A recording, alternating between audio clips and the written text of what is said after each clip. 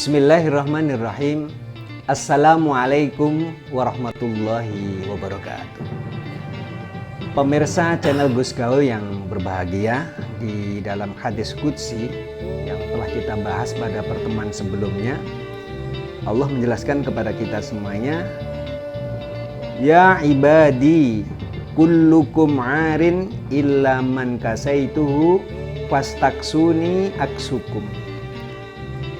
Wahai hambaku, setiap kalian sesungguhnya adalah orang yang tidak berpakaian, kecuali orang yang memang aku beri pakaian.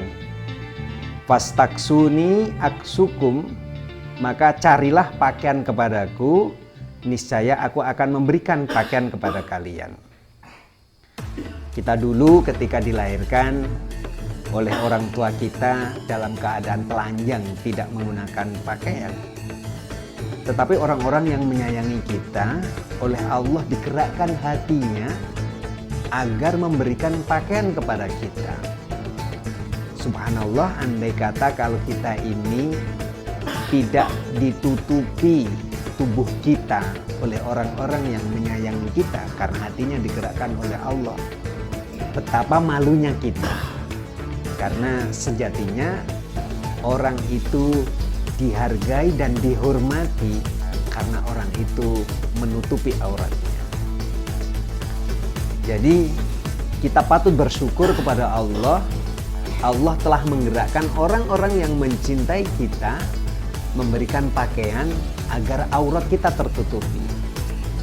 Tapi masalahnya sekarang banyak kita jumpai orang-orang yang bangga dengan tubuhnya sehingga aurat yang mestinya itu harus ditutupi tetapi kemudian dibuka agar orang lain menjadi tergoda.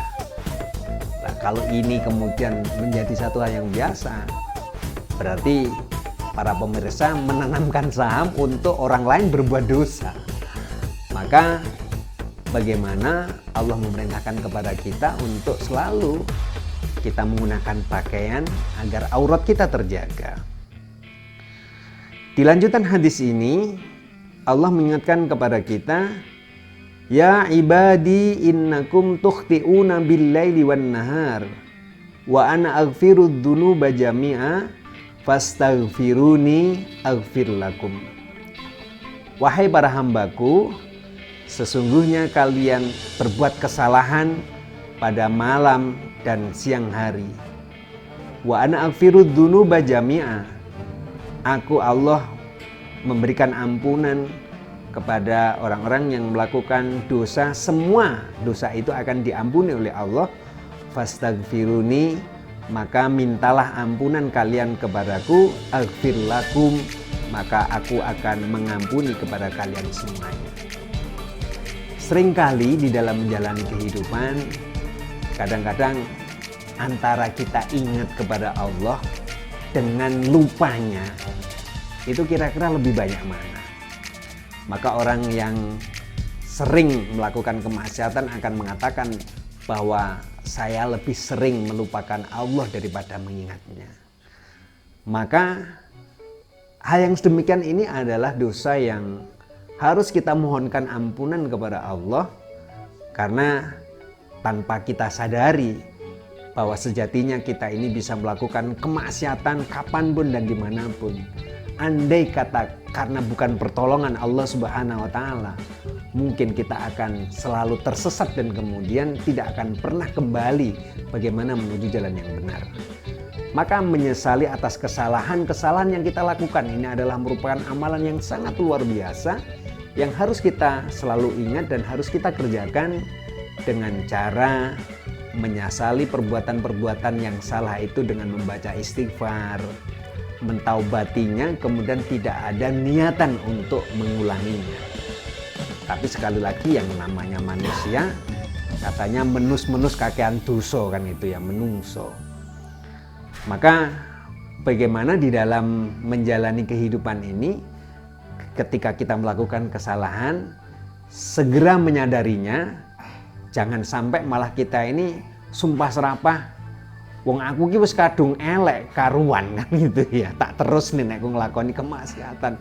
Jangan sampai pernah terlintas dalam pikiran kita, bagaimana ketika kita melakukan kesalahan, mari kita upayakan bahwa sebesar apapun kesalahan yang kita lakukan, Allah mengatakan kepada kita semuanya, wa ana aghfiru dzunuba jami'a, bahwa aku akan mengampuni dosa-dosa semuanya. Maka peluang yang Allah berikan kepada kita untuk melakukan taubatan nasuha, menyesali atas kesalahan-kesalahan yang kita lakukan, oleh Allah diberikan ruang yang begitu lebar.